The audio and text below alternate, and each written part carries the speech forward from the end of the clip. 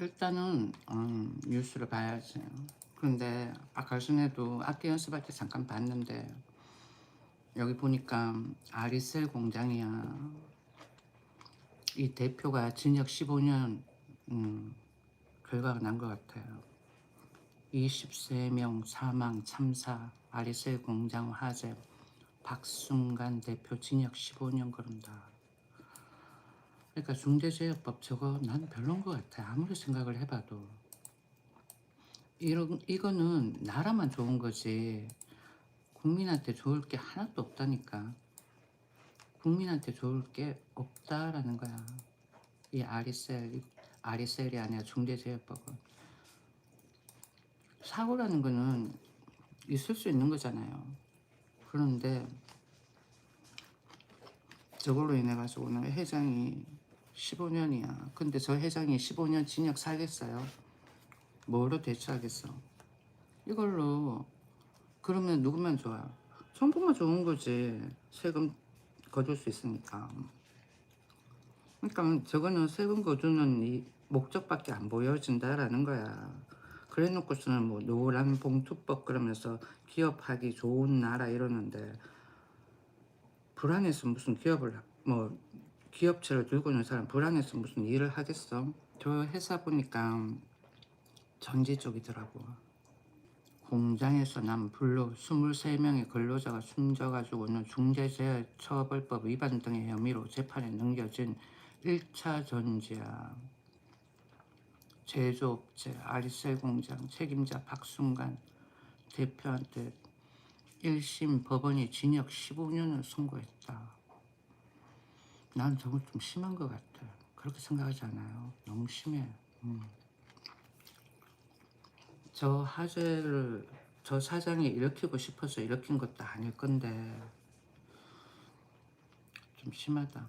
여기 보면은 2022년 중대재해처벌법이 시행된 후 최고 형량이다 그래. 저 회사가 아니야 또 좌파 우파 나눠지면 안 되겠지. 아무튼 중대재해법은 난 내가 봤을 때는 진짜 아닌 것 같아. 여기 보니까 재판부는 사람의 생명을 앗아간 결과는 어떤 것으로도 회복될 수 없다라고 이야기를 하는데 그러면은 화재가 나지 않게끔 하기 위해 가지고는 직원들도 잘 대응을 했었어야 되는데 지금 직원들도 문제가 있을 수도 있잖아. 근데 너무 저 대표한테만 저런다라는 거는 우리나라에 이런 공공건설 있잖아요. 저기 뭐야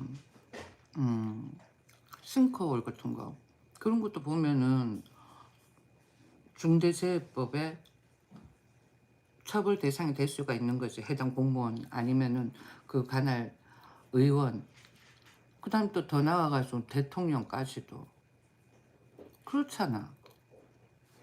그렇지 않아요? 여기 보니까 박중원 총괄본부장과 함께 2021년 11월부터 해가지고는 6월까지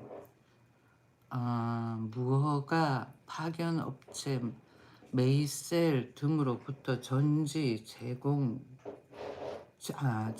제조 공정의 근로자 320명을 파견받은 혐의도 받고 있다 그래. 무허가 파견업체야.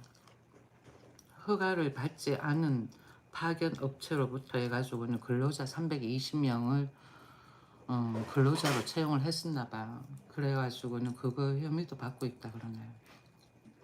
근데 어떻게 무허가 파견업체로부터 해가지고 근로자를 받아들였을까? 아마 어쩌면은 페이 때문에 그럴 수도 있지 않을까요? 그럴 수도 있을 것 같아 내 생각은. 여기 보니까 박 본부장은 전지 보관 관리하고 안전교육 소방훈련 등 화재 대비 안전관리상 안전조치 의무를 위반해가지고 이번 사고를 일으킨 혐의로 재판에 넘겨졌다 그래.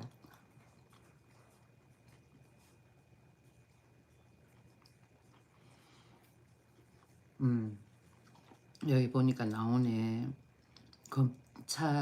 검찰은 이들이 생산 편의를 위해 가지고 방화 구획을 위한 벽을 임의로 해체하고 그리고는 대피 경로에 가벽을 설치해 구조를 변경했으며 비용 절감을 위해 가지고는 비숙련 외국인 노동자를 불법 파견 받아 가지고 고위험 전지 생산 공정에 대한 안전 교육도 없이 공정에 투입해 피해를 키웠다고 봤다 그래요. 사고에는 다 원인이 있다라는 것을 말하는 것도 없지 않아 있는 것 같다. 사고가 나는 데는 항상 뭔가 원인이 있다. 보니까 이런저런 이유가 있네요. 아무튼 15년 무섭다. 그러니까 확실하게 규정을 지켜줘야 되는 거야. 확실하게. 그러니까 정부는 그런 거겠지. 확실하게 규정을 지켜봐라. 확실하게 규정을 지켰는데도 문제가 생겼다 그러면은 조금 덜한 벌을 내리겠지. 아 그래도 중대재해법 저거는 좀 무서운 것 같다. 내가 봤을 때. 그다음에 한번 뉴스를 한번 보자. 또 어떤 게 있을까? 더불어민주당은 사회주의 맞아. 내가 보니까 그런 것 같아. 아니라 그렇지만은 얘들이 가지고 있는 정치적 스펙트럼이 사회주의야. 일부는 아니겠지만은 그러니까 진보 진영이잖아. 진보 진영. 그래가지고는 냄새가 별로야. 계엄이라는 것도 봐봐요. 대통령 권한에 있는 거고 계엄이 그렇게 나쁘면 대통령 권한에서 계엄을 빼면 되는데 그대로 놔뒀다라는 거는 아이러니한 처사라니까. 예를 들어 가지고는 지금 윤석열 석방을 외치는 사람들이 폭력 시위를 했다라고 해봐봐. 그러면 쟤들이 계엄을 발휘하지 않을까? 했을 거라고 분명히. 그러니까 뭐 윤석열 계엄은 종북주의자를 좀 걸러내자 그런 뜻 아니에요. 누구 같은 정청래 같은 그런 종북주의자를 조금 걸러내자라는 거지. 대한민국을 사회주의로 만들려고 하는 그런 무리들을 좀 걸러내자라는 거야. 그렇게 해가지고는 계엄을 한 건데 그런데 윤석열 전 대통령이 독박을 썼다라는 거는 국회 내에도 종북주의자가 많다라는 거죠. 그런데 북한이 내가 어제 핵무기에 대해 가지고 이야기를 했었잖아. 북한이 최소 그러니까 싱가포르까지는 갈 수 있는 핵무기를 개발을 한 거야. 싱가포르까지 가는. 휴. 그리고는 AI는 하와이까지도 갈 수 있는 장거리 탄도미사일을 보유하고 있다라고는 이야기를 하더라고. 그러니까 그렇게 핵무기를 개발하는 데 있어가지고 돈이 어디서 났을까? 그 애들이. 그러니까 우리가 암암리에 줘서 그런 거야. 암암리에.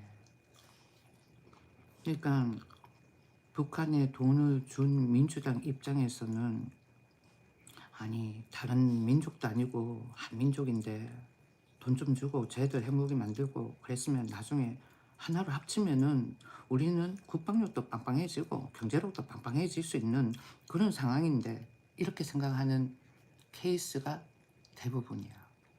국회는 거의 뭐 3분의 2가 그렇게 생각할걸? 대한민국 국민들도 그렇게 생각하는 국민들 많을 거예요. 근데 나도 1차적으로 생각을 하면은 그런 주의자야. 그런데 정권은 누가 잡냐 이거지. 그러면은 대한민국에서 대통령이 나오고 그러면 좋겠지. 근데 김정은이가 지가 2인자를 해가면서 한반도 통일을 외치겠냐고 1인자 자리를 내주겠냐고 아니란 말이야. 그러면은 김정은이가 한반도를 통치를 한다. 그래 그러면 정은아 얘가 한반도를 다스려라. 이렇게 했을 때 대한민국 국민들이 그걸 좋아하겠냐고 아니라고. 그걸 싫다고 하는 다수들이 지금 뭐 자유민주주의 이념을 외치고 윤석열은 계엄을 했고 그런 거야. 그럼 지금 윤석열을 깜빵을 보내라 뭐 어쩌고저쩌고 하는 사람들은 다 어떤 주의자다? 김정은이가 정권을 잡아도 된다라고 생각하는 사람들인 거야. 따지고 보면. 그렇지 않을까? 윤석열 계엄한 것만 가지고 판단을 하면 안 돼. 과거에 김대중 시점부터 시작을 해가지고는 우리가 어떤 식으로 북한하고의 관계를 맺었으며 그 다음에는 문재인 때는 어떻게 했었고 등등 그걸 다 생각을 하고 윤석열이 왜 계엄을 했는지도 생각을 해야 된다라는 거지. 막연하게 계엄만 생각을 하면 안 되는 거야. 그러면은 김정은이가 생각을 바꾸면 되는 거야. 자유민주주의 이념의 자본주의의 마인드를 가지면 되는 거지. 그렇지 않아요? 그러니까 김정은 하나만 생각이 바뀌면 되는 거야. 그렇지 않을까? 과거에 김일성하고 김정일은 항상 인민복을 입고 나왔었어. 그리고는 김정은도 얼마 전까지만 해도 그러니까 문재인 정부 때 그때만 해도 인민복을 입고 나왔었어. 그런데 지금은 뭐 양복을 입고 나오는 거야. 그것만 해도 엄청난 변화지. 그러니까 뭔가 좀 변화가 생긴 거는 있는 것 같아. 우리한테는 일체 이야기를 안 하잖아요. 우리도 뭐 관심이 없어서 크게 뭐 모르는 것도 있고. 그런데 양복을 입고 나오는 거야. 그리고 그걸 벗어나가지고는 중국에 갈 때 스위스 시계부터 시작을 해가지고는 샤넬 가방을 들었다라는 거는 자본주의 사회에 대해 가지고는 큰 관심을 보이고 있다라는 거야. 큰 관심을 보이고 있다라는 거지. 그런데 단지 정권을 내놓는다라는 건 본인이 생각을 했을 때는 생각하고 싶지 않은 거겠지. 내가 생각했을 때 저기 뭐야 북한에서 온 분인데 유튜브에 많이 올라오잖아요. 그렇게 했을 때 우리나라 제품들이 북한에 꽤 많이 들어가나 봐. LG전자부터 시작을 해가지고는 삼성 TV 이런 가전제품들. 그러니까 북한에서 우리 쪽으로 넘어오는 사람들은 최고위 간부들이 넘어오지는 않을 거라고. 그래가지고는 많이 힘든 사람들만 넘어오니까 그래서 많이 열악하다라고 생각할 수가 있는데 내가 생각했을 때는 좀 다를 수도 있다라는 거지. 내가 생각했을 때. 그리고는 지금 저렇게 중대재해법 그래가지고는 강한 벌을 주는 것도 보면은 약간 북한 체제 같은 느낌도 들어. 그렇잖아. 그렇게 생각 안 들어요. 그렇게 생각이 든다 그러면 좋아요. 중대재해법하고 노란봉투법 그거는 그런 것 같아. 내가 봐서. 이게 뭘까? 여기 봐봐. 아휴, 정말 유치에 빠졌다. 법카로 초밥 사 먹어도 처벌 못하나 배임죄 없애자는 김병기의 주진우가 한 말. 배임죄 이제 와가지고 배임죄 없애자. 배임죄로 인해 가지고는 안방에 들어가 가지고는 억울한 옥살이를 살아는 사람들이 얼마나 많은데, 그러니까 너무 과한 벌 이런 걸 좀 사실상 좀 없앴으면 좋겠다는 생각도 드는 것 같아. 내가 봐서는 여기 보니까 주진우 국민의힘 의원은 배임죄 폐지를 주장하는 김병기 더불어민주당 원내대표를 겨냥해가지고는 김병기 민주당 원내대표의 이재명 일병 구하기 눈물겹다고 비판했다. 법카로 개인들이 쓰는 거는 문제가 되죠. 법카로 개인들이 쓰는 건 문제가 된다라는 거야. 과거에 신랑도 법카를 사용할 수 있는 상황이었거든요. 법카를 들고 있었어. 그렇지만은 한 번도 우리 가족을 위해서 카드를 써본 적은 없었던 것 같아. 일단은 카드로 썼다 하더라도 나중에 돈으로 다시 또 땜빵을 하는 거지. 나는 우리를 사주는 줄 알았어. 그런데 나중에 결제할 때 이건 뭐야? 그러니까요. 저번에 밥 먹은 거 그거 카드 일단은 법인 카드로 하고 그다음 메꿔 넣어야 될 거 아니야 이러더라고. 그렇다니까. 회사에 회사 직원들하고 해가지고 밥 먹는 거 있잖아요. 그런 거는 결제가 돼 있지만은 가족을 위해서 뭘 한다 그건 아니야. 그런데 뭐 많이 썼다라는 거지. 저기 뭐야.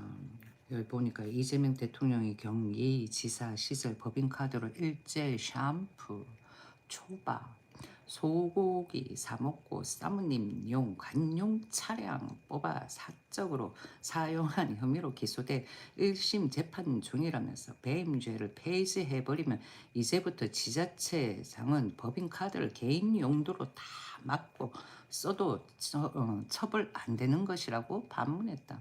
그러니까 지그들 유리하면은 이 법 저 법 다 법까지 고쳐가지고는 지들 유리한 쪽으로 가면서 지금 와가지고 매임제 저거 해지하자 그러니까 웃기잖아. 그러니까 너무 속보인다는 거지 더불어민주당이. 그래서 내가 더불어민주당을 보고 있으면은 그러니까 답답하다라는 거야. 과거부터 해가지고는 의원들 한 명 한 명 이렇게 훑어보면은 더불어민주당에 있는 의원들이 죄가 더 많아 훨씬.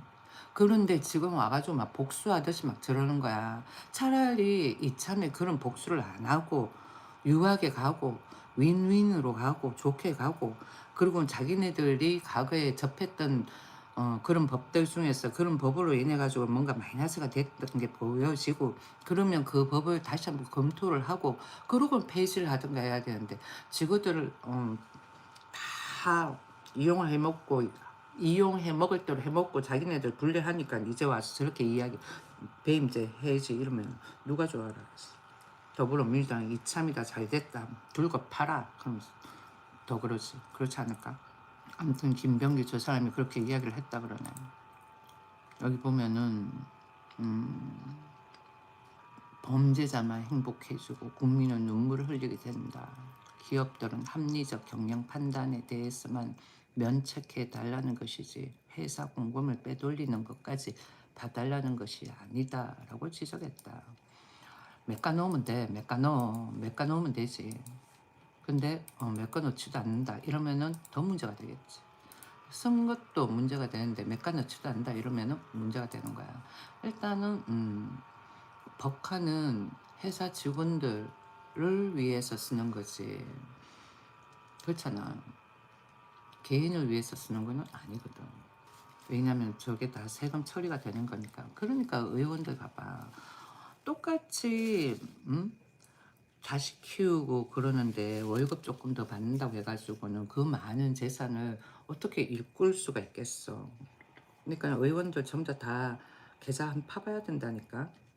그렇잖아요. 다음번에 또 한번 볼까? 어떤 뉴스가 있는가? 음, 한번 보자 이거. 똑같은 뉴스인데 여기 똑같은 뉴스야. 문화일보인데 그 법카로 초밥 사 먹어도 처벌 못하나 등등의 제목에 달려있는 내용인데 이게 보니까 87년도 이야기가 있네. 김병기 원내대표는 군부 독재와 권위주의 정권 하에 1987년 예를 들어가지고는 박종철 고문치사 사건이 났던 바로 그 전두환 정권 1987년 맞습니다. 안기부에 입사한 사람이라면서 의혹했던 1987년 전두환 정권 때 안기부 들어간 사람이 배임죄가 군부 독재와 권위주의 정권의 유산이라는 황당한 소리까지 하는 것 보면 이게 무슨 소리야? 배임죄가 군부 독재와 권위주의 정권의 유산이라는 황당한 소리까지 하는 것 보면 이재명 대통령 유죄 막기 위해 배임죄를 무슨 억지를 쓰건 없애라는 오더를 받은 것 같다고 질타했다. 음, 아, 안기부에 입사를 했었던 사람이구나. 저때. 그렇구나. 근데 군부 독재 자꾸 그러는데 군부 독재 권위주의 군부 독재 권위주의 군인이다 보니까 그렇게 느껴질 수가 있었던 시절이었지 저때. 그런데 왜 독재를 했냐라고 생각을 해보면은 음, 독재라고 할 수는 없는 거야. 권위주의는 지금도 다 권위주의지. 상하가 있으면은 다 권위주의가 있는 거야. 그 권위주의도 성격에 따라서 어떤 식으로 발산을 하는가에 따라서 달라지는 거고, 권위주의는 지금이나 예나 다 있지. 인종차별 그런 것도 하나의 권위주의에 들어갈 수도 있는 거고, 있고 없고 그걸로 인해 가지고 뭐 아무튼 권위주의는 지금도 있는 거야. 회사 내에서도 다 있고 성격에 따라 가지고 어떻게 표현하는가에 따라 가지고 달라지는 거지. 뭐 아무튼 김병기 저 사람이 이재명 대통령 유죄 막기 위해 가지고는 배임죄를 무슨 억지를 쓰건 없애라는 오더를 받은 것 같다라고 국민의힘에서 이야기를 했는데, 그러니까 이재명 지키기 아니냐라는 거지. 김병기 원내대표는 주 의원과 한동훈 전 국민의힘 대표가 배임죄 폐지를 반대하자 배임죄는 군부 독재 권위주의 정권의 유산 이렇게 나왔는데, 다들 뭐 배임죄 폐지 좋은데 일단은 이재명 집어넣고 그리고 그런 배임죄를 폐지를 하든 하자 그 주의 아닐까. 내가 생각했을 때는 그런 마인드들이 클 것 같아. 내가 생각을 했을 때는. 아무튼 또 다른 뉴스도 한번 보고 음, 정청래가 엄청나게 PR을 하고 다니네. 보니까 부산 차전 정청래 부울경 30분 시대 모두 영양 다 하겠다. 정청래 탄핵 나는 외치는데 정청래는 이참이다. 내 이름을 방방곡곡에 좀 알리자 이러면서 부산까지 가가지고는 저렇게 PR을 하고 있는 거야. 진짜 이봐봐. 더불어민주당 정청래 대표를 중심으로 한 거대 여당 지도부가 23일 첫 부산, 울산, 경남 예산 정책 협의회에서 부울경 30분 시대를 위해 그리고 지역 균형 발전에 새로운 지평을 열어가기 위해 가지고 모두 역량을 다하겠다고 밝혔다. 대구는 이젠 또 빠진 거야. 끝까지 정청래 탄핵을 외쳐야지. 부산의 경우에는 현대건설의 부지 조성 공사 일반적 철회로 일정의 차질이 불가피한 것으로 전망되는 가덕 신공항에 대해 내년도 정부 예산안 6,889억 원이 반영돼 있다면 민주당이 끝까지 챙기겠다고 강조했다고. 돈을 많이 주면은 현대건설에서도 하지. 돈은 치꼬리만큼 주고 빨리 하라고 다그치면 할 수 있겠냐고. 그렇지 않아? 그래가지고는 사고라도 나봐봐. 그러면 중대재해법 어쩌고 저쩌고 저러면서 해가지고는 도로 돈을 빼앗는다니까 준 돈을. 그런 상황이 생기게 되는 거야. 난 정청래 탄핵을 외치는데 그리고는 저런 거를 왜 정청래가 저래? 나는 조금 이해가 안 가는 것 같아. 왜 정청래가 저러냐고. 표심 때문에 그렇겠지. 총선. 그런데 아니야. 쟤는. 요즘 이상하게 박찬대가 안 보이네. 어디가 아프나? 아이러니해. 뭐야, 이재명 까나풀은 박찬대야. 정청래가 아니야. 근데 정청래는 계속 보여주는데 박찬대는 안 보이잖아. 아이러니하네.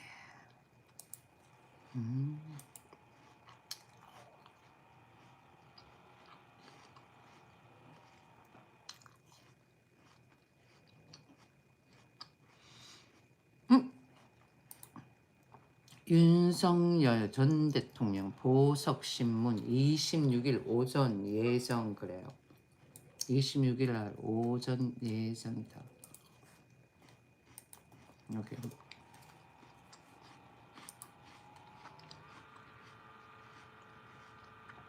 아 정말. 내란에다가 외환 혐의를 국민들이 봤으면 더불어민주당이 내란을 부리고 있고 외환 혐의 무슨 외환 혐의야? 무인기 띄워보낸 그게 외환 혐의야? 나는 그걸로 외환 혐의가 있다라고 이야기하는 그 사람은 정부인 거야. 그 사람이 이상한 거지. 여기 보면은 윤석열 전 대통령이 12.3 비상계엄을 둘러싼 내란 외환 혐의를 수사하는 조은석이야. 저 사람 전라도 사람일 거야 아마. 조은석 한번 찾아보자. 특별검사 조은석 특검.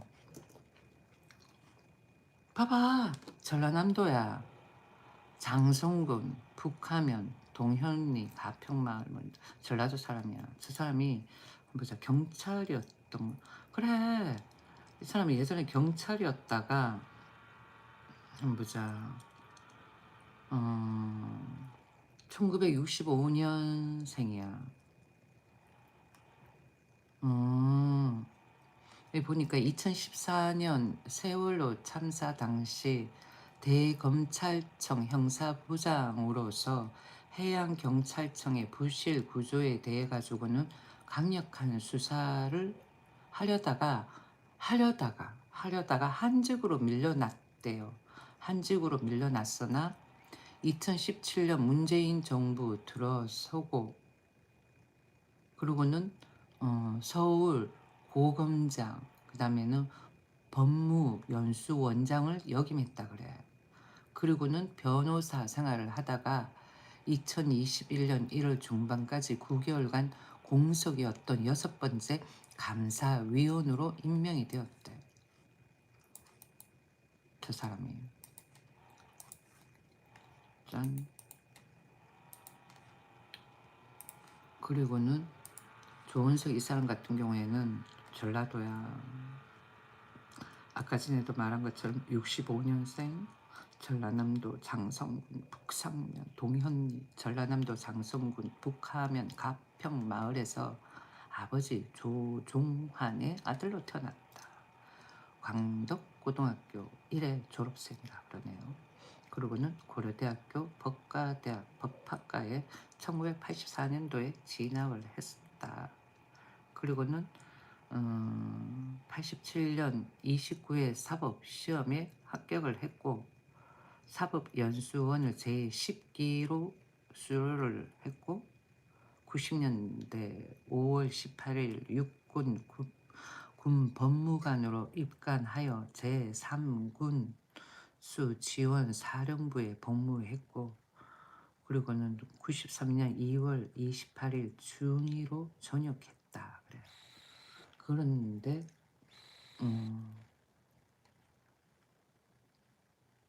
저 사람이 지금 특검 멤버죠.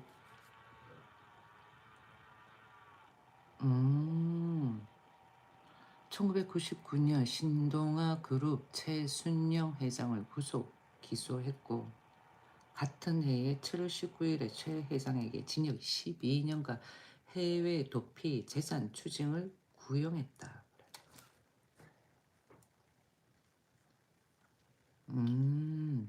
그리고는 99년도 적폐공사 파업 유도 사건 수사에 참여해가지고는 한동훈의 장인 진형구를 구속 기소했다 그러네.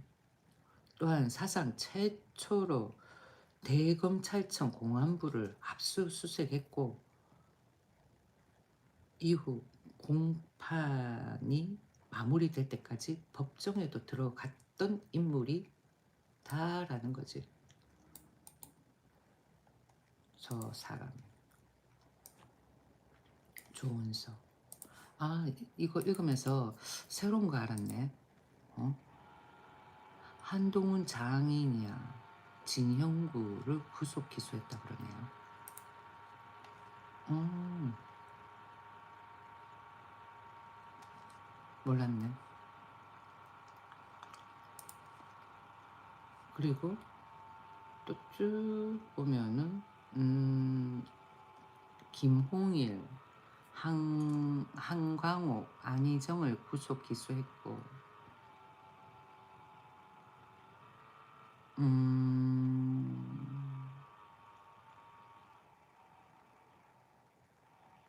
더 읽으면 안 되겠다.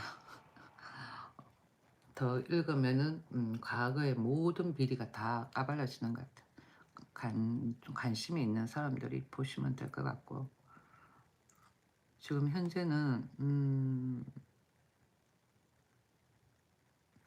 현재는 2025년 6월 12일 내란 특검법에 따라 더불어민주당 추천 내란 특검 후보로 지명되었고, 6월 13일 이재명 대통령에 의해 내란 특검으로 임명되었고, 임명 후 사초를 쓰는 자세로 세심하게 살펴가며 오로지 수사 논리에 따라 특별검사의 직을 수행하겠다고 소감을 밝혔다. 근데 전라도 사람이야. 마인드 자체가 좀 틀리다 보니까 접근 방법이 틀릴 수도 있는 거야. 아무튼 여기 보니까 윤석열 전 대통령이 12.3 비상계엄을 둘러싼 내란 외환 혐의를 수사하는 조은석 특별검사팀이 추가 기소한 사건의 정식 첫 재판을 앞두고 법원에 보석을 청구한 가운데, 법원이 보석신문 기일을 오는 26일 오전 10시 30분으로 잡았다라고 하네요. 여기 보석신문 기일을 26일 오전 10시 30분. 짠. 그리고 또 쭉 보면은 재판부는 이날 오전 10시 15분부터 해가지고는 윤 전 대통령의 정식 공판을 진행할 예정인데, 보석신문도 해당 공판에서 이루어질 것으로 보인다 그래요. 윤 전 대통령 측은 지난 19일 서울중앙지법 형사합의 35부에 보석 신청서를 냈고, 보석은 법원이 구속 피고인에 대해 보증금 납부, 주거지 제한 등 일정한 조건을 걸고 석방하는 제도입니다. 그래요. 이날 재판은 내란 특검의 윤 전 대통령 추가 기소와 관련해 처음으로 열리는 공판입니다. 내란 우두머리 등 혐의로 구속 기소된 윤 전 대통령은 지난 3월 법원의 구속 취소 결정으로 석방됐지만 7월 특검팀에 의해가지고 재구속됐다 그래요. 이후 특검팀은 지난 7월 19일 윤 전 대통령을 구속 기소했습니다. 윤 전 대통령은 비상계엄 당일 일부 국무위원에게 국무회의 소집을 통지해 다른 국무위원들의 헌법상 권한인 국무회의 심의 의결권을 침해한 혐의를 받습니다. 내가 봤을 때 아닌 것 같은데.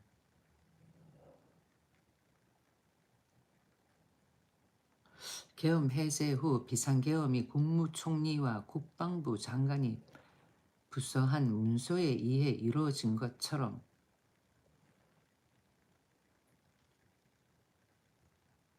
허위 공문서를 작성하고 이를 폐기한 혐의도 있습니다.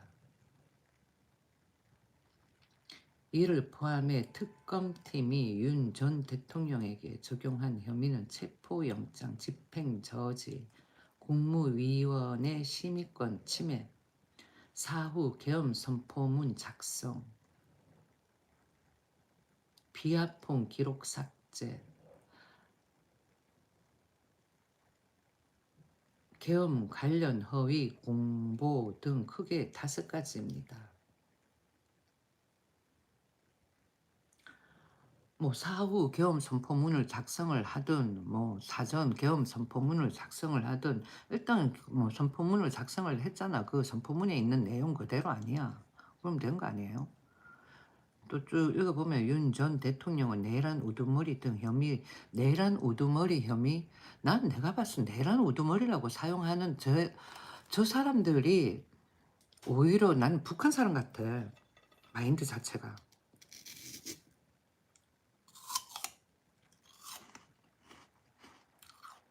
내란 우두머리 저런 말은 북한에서 많이 쓰잖아. 또 보면 서울중앙지법이 형사합의 25부에서 재판을 받고 있지만 지난 7월 10일 재구속된 이후 건강상 이유로 10회 연속 불출석하고 있습니다. 그러는데 난 지금 어떤 느낌이냐면은 저희들의 대통령은 김정은이고 윤석열 전 대통령은 우리의 대통령이고 저희들 대통령은 그러니까 윤석열 전 대통령한테 내란 우두머리라고 한 사람들의 저들의 대통령은 꼭 김정은 같아. 우리의 대통령은 윤석열이었고. 아이러니하다니까 보고 있으면은. 기사를 읽어보면은 표현 자체도 이상해. 청주방송이야. 청주방송. 다른 거 한번 읽어볼까? 연합뉴스. 연합뉴스는 어떤 식으로 기사화했는지 한번 보자. 요즘은 기사를 또 약간 몸살이지 않을까 싶은 생각도 들어. 내가 생각을 했을 때는.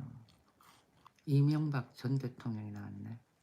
이명박 전 대통령은 23일 이석연 국민통합위원장을 만나가지고 국민통합을 이루려면 권력과 재력을 가진 힘 있는 사람이 양보하고 포용해야 한다고 강조했다. 전 대통령은 이날 서울 서초구 청계재단에서 이 위원장의 예방을 받고 국민통합의 중요성에 대해 이같이 조언했다고 국민통합위원회가 보도 자료를 통해 밝혔다. 법제처장 그러네요. 법제처장이야. 이 위원장은 법제처장 재임 시절 2008년이요. 쇠고기 수입 고시 개정에 위한 소지가 있다고 지적하고 공공기관장 강제 사퇴 압력은 법치주의에 어긋난다고 밝힌 바 있다. 저거 광우병 사태 이야기하는 것 같다. 그때 진짜 엄청 심했던 것 같아요. 한국에 없었을 때였는데 찌라시가 진짜 심했던 것 같다. 지금 생각해보면. 더불어민주당의 멤버들인지 아니면은 대한민국이 흉흉한 분위기가 주어져야지만 좋아라 하는 그러한 모 세력들이 있는 건지 몰라도 그때 진짜 심했다니까. 엄청나게 심했었어. 또 다른 뉴스를 한번 보면은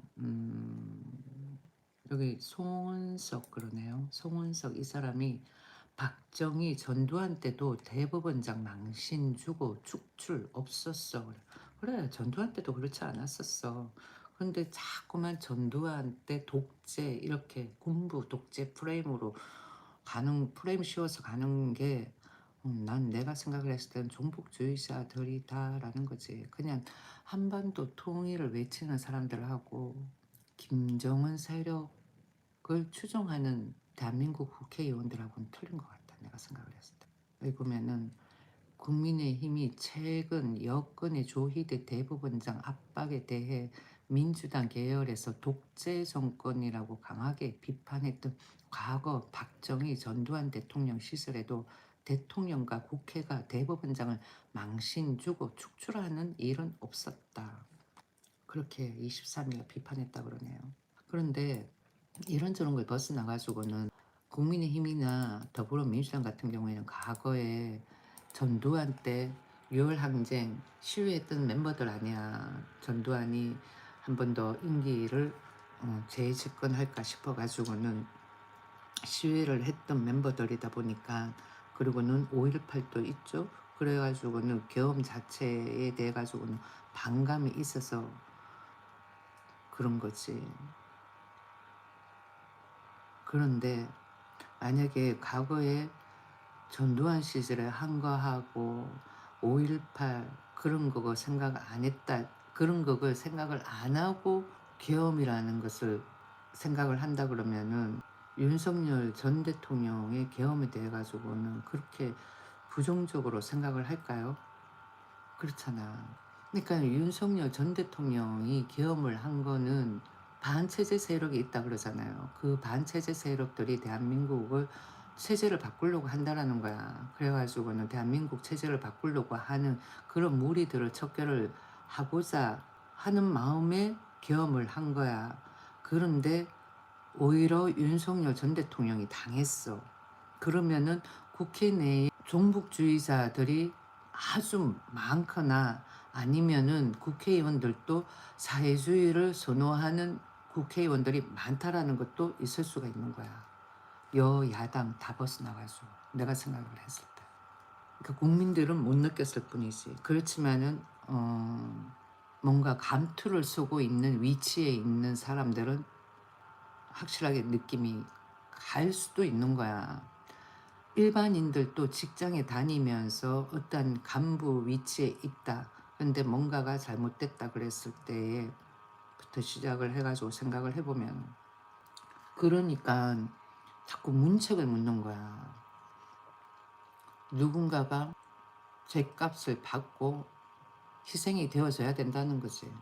그게 과거부터 계속 해가지고 그렇게 이루어졌던 것 같아 내가 생각해. 전두환 때는 아니었거든. 전두환 때는 저렇게까지는 아니었어. 독재라고 하지만 그래도 상권 분립은 전두환은 확실하게 지켰다니까.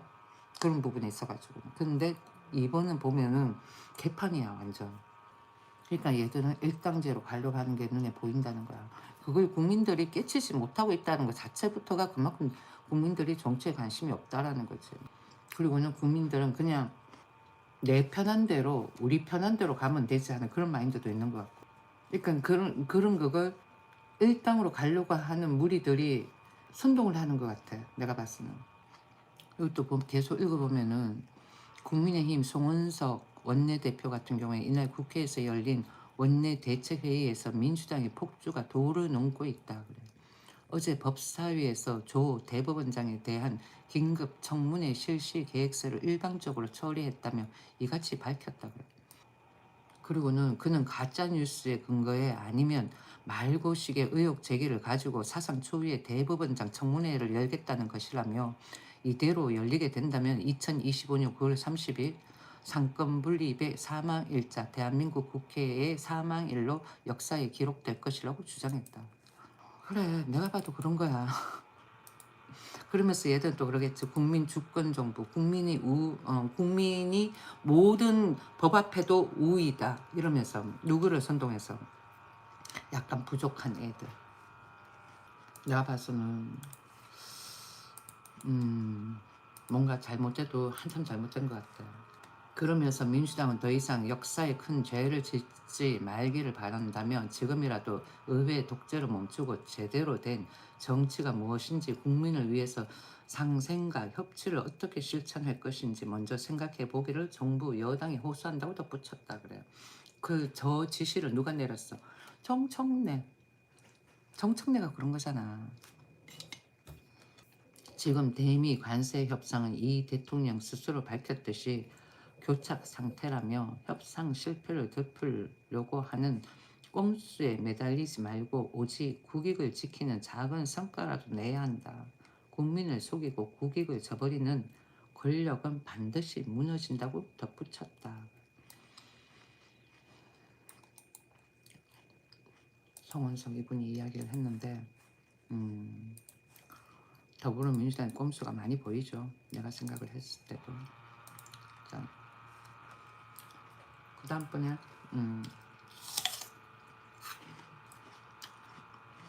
지금 몇 시? 와 78분. 아 엄청 많이 본 것 같네. 음.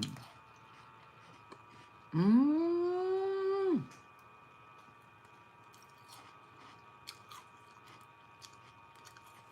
야, 내가 생각해도 진짜 너무 아깝네. 아무튼 일단은 보니까 월가의 인공지능 AI 랠리를 이끌고 엔비디아의 오픈 AI가 협력을 발표했다. 이에 따라 엔비디아 주가가 4% 가까이 급등했다 그래요. 월가의 인공지능 열풍이 불고 있다는 거야. 그래가지고 엔비디아가 보니까 AI 전용 칩을 생산함에 따라 가지고 AI 붐을 이끌고 있다 그래. AI 전용 칩 그러네. AI 전용 칩은 뭘까?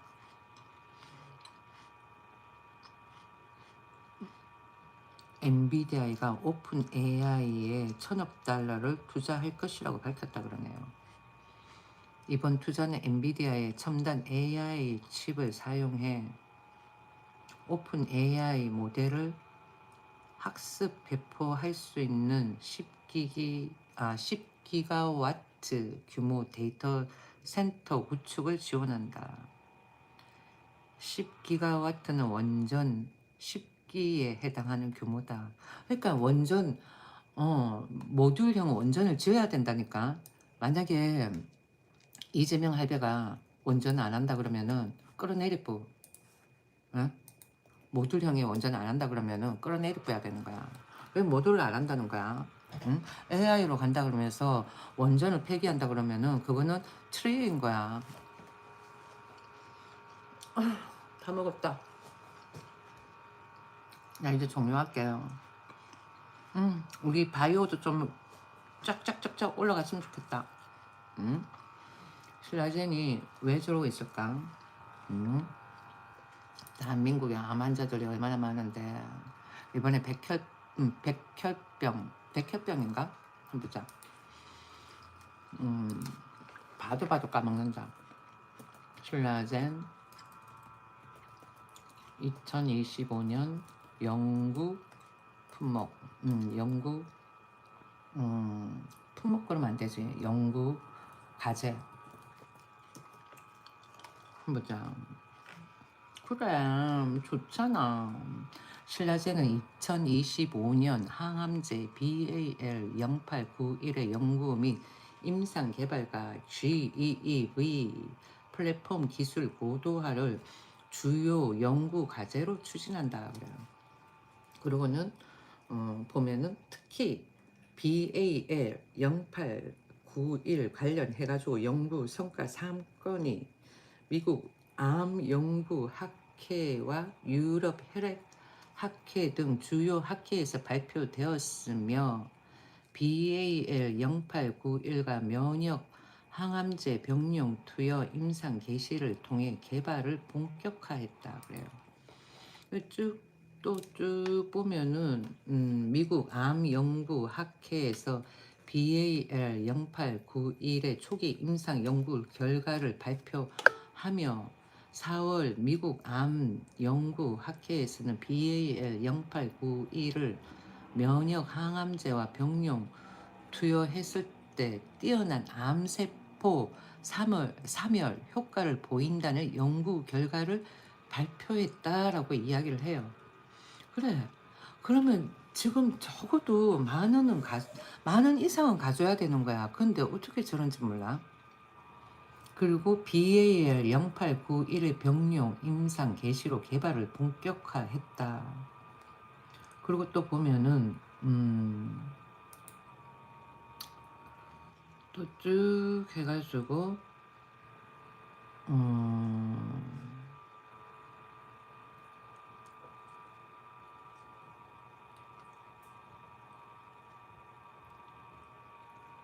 여기 또 보면은 BAL 0891 임상 및 연구 확장 그래가지고는 BAL 0891은 신라젠이 스위스 바실리아로부터 해가지고는 도입한 항암제로 2025년 여러 학술대에서 연구 성과를 발표하고 임상 시험을 확장했다.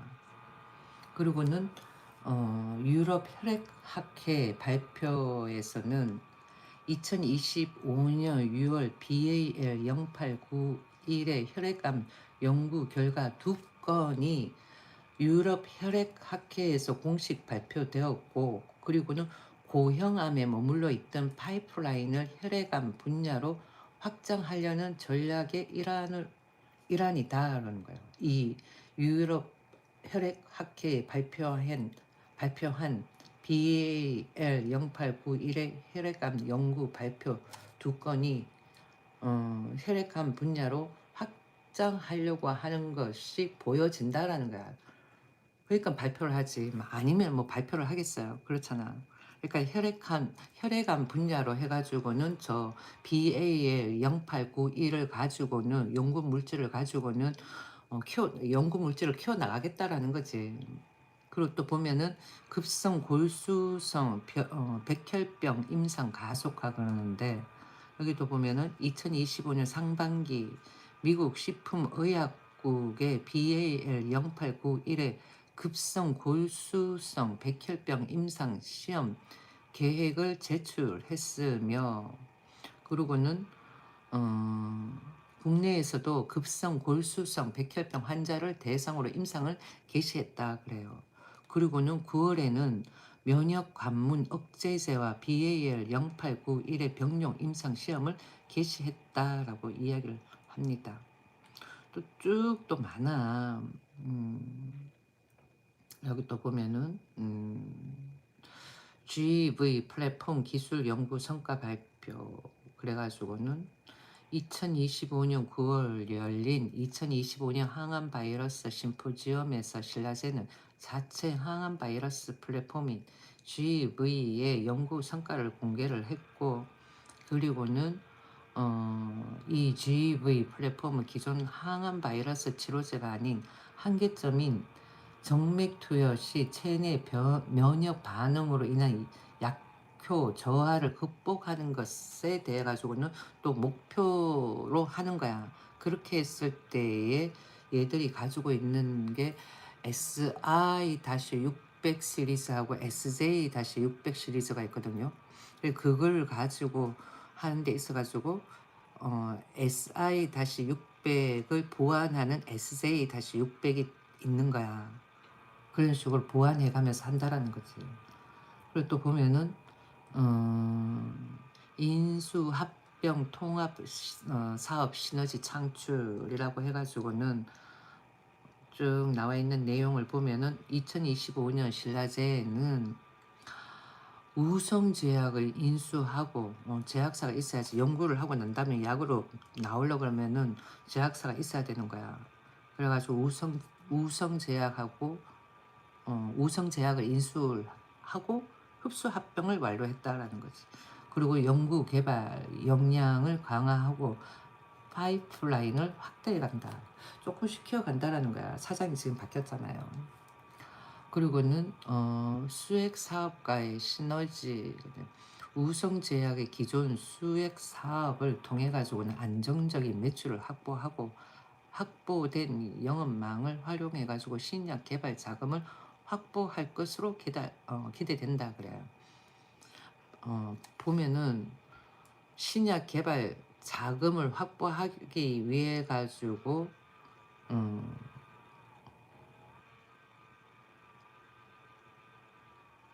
우성제약하고 기존 수액 사업을 통해 가지고는 아니야. 우성제약의 기존 수액 사업을 통해 가지고 안정적인 매출을 확보를 하는 거야. 계속 수액 사업을 하는 거지 우성제약이. 그래 가지고는 매출은 지속적으로 생기는 거야. 그리고는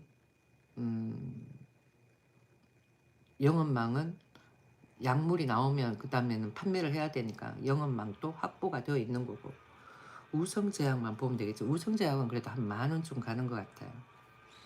3년 내 매출 300억 달성 목표. 우성제약의 파이프라인 육성을 통해 가지고는 3년 내 제약 부문 매출 300억 달성을 목표로 제시했다. 우성제약을 한번 봐야지. 우성제약.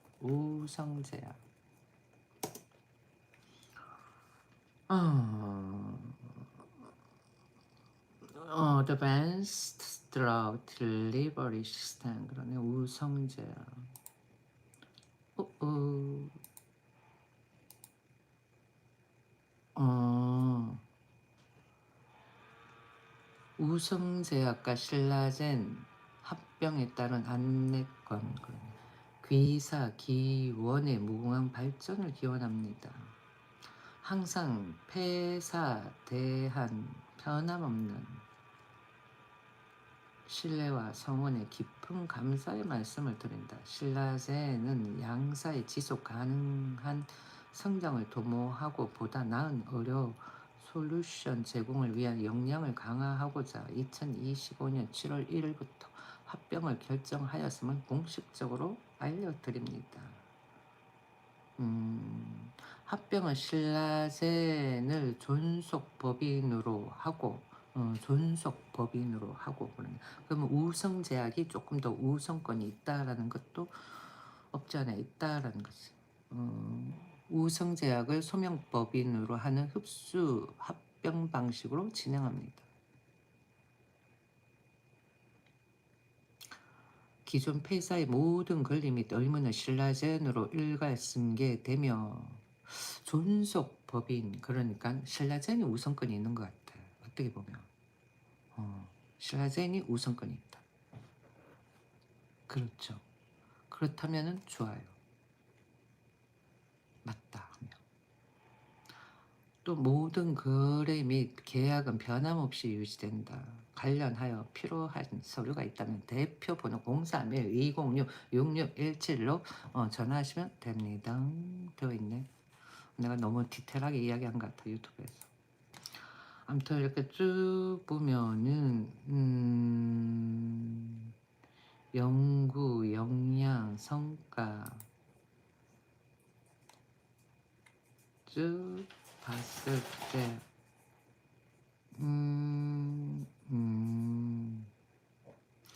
이 우성제약 같은 경우에는 일반 병원, 약국에서 파는 약은 아닌 것 같아요. 보니까 병원 내에서 의사들 통해 가지고 판매가 되거나 뭐 그런 것 같다.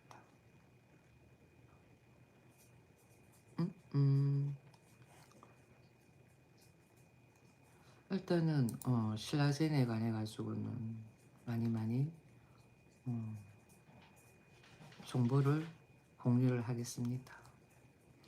무슨 말인지 잘 모르겠다 하시는 분들은 계속 꾸준히 반복해서 들어보면은 아 그런 말이구나 하고 이해가 가실 겁니다. 자 이제 만만히 종료할게요. 나중에 또 봐요. 오늘 아침 먹방 뉴스 못했는데 내일은 꼭 하도록 하겠습니다. 이제 종료할게요. 바이바이 종료. 짠.